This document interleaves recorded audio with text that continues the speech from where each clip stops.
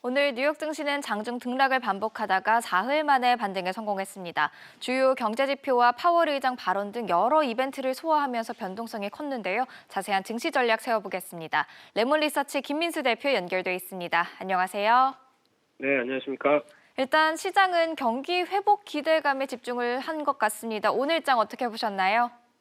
네, 참 어렵게 반등했습니다. 네. 특히 장 후반의 변화가 그나마 좀 긍정적이었다고 봐야 될 것 같은데요. 네. 특히 파월 의장 발언은 여러 가지로 해석하기에 따라서 또 시장에 많은 영향을 끼치는데, 특히 오늘 나왔던 내용은 언젠가는 경기 부양책을 끝낼 것이다. 그리고 또 테이퍼링을 할 것이다라는 얘기는 뭐 다 아는 얘기입니다. 네. 뭐 바뀐 게 없고요. 근데 이거를 어떻게 해석하느냐에 따라서 시장 분위기가 바뀌는데, 오늘 같은 경우는 또 악재로 해석을 했다가 또 장중에 나왔던 실업급여 청구 건수가 좀 그나마 개선되고 백신 접종 속도를 빠르게 하겠다는 부분들, 이런 쪽이 경제 회복에 대한 기대감을 다시 불러일으키는 상황들이었고요. 네.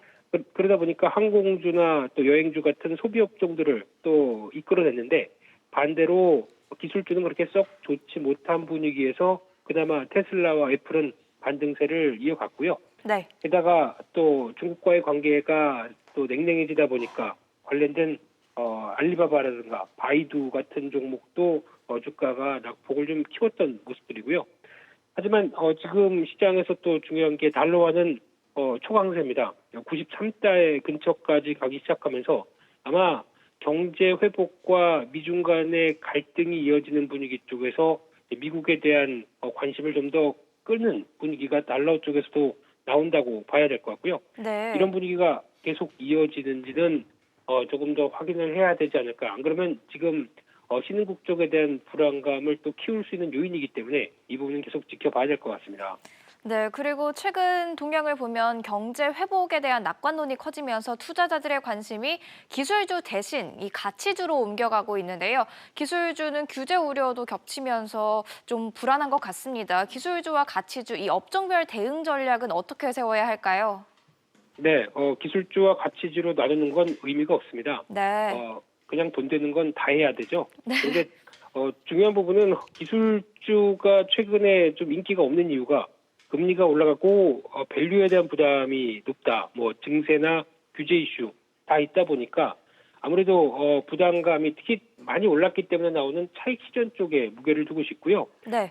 하지만 가장 중요한 거는 이익은 꾸준하게 장기적으로 성장해 왔기 때문에 그렇게 높은 밸류를 줬던 근거가 있다고 봐야 될 것 같고요. 네. 특히 이런 성장주 쪽이나 기술주 쪽에서 가장 큰 호재는 주가가 하락해서 싸지는 게 가장 큰 호재입니다. 그렇다고 하게 되면 지금 같은 시점에서는 오히려 하락한 부분들을 노리면서 저점 매수도 한 번씩 노려볼 수 있는 구간이라고 생각이 들고 있고요. 네. 그와 함께 또 경기 민감주를 같이 병행하는 좀 어느 정도 균형된 포트폴리오를 가져가는 게 가장 좋지 않을까, 이렇게 생각들고 있습니다. 네, 알겠습니다. 전략까지 살펴봤습니다. 김민수 레몬 리서치 대표였습니다.